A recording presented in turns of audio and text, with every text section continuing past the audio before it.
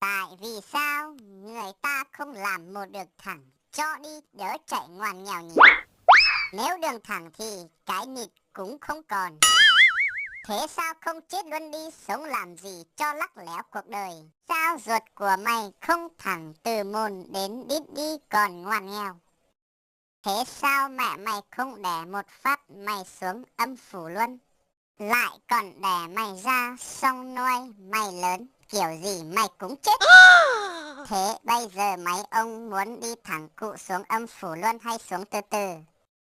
Đi theo đường ngang tuy đoạn đường tăng giảm được độ dốc, đi theo đường thẳng thì đoạn đường ngắn lại như đồng thời. Đường lên thiên đàng cũng ngắn theo. Thế cho mình hỏi, nhà có nhiều tầng, tại sao mình phải đi từng tầng xuống mà không nhảy xuống luôn?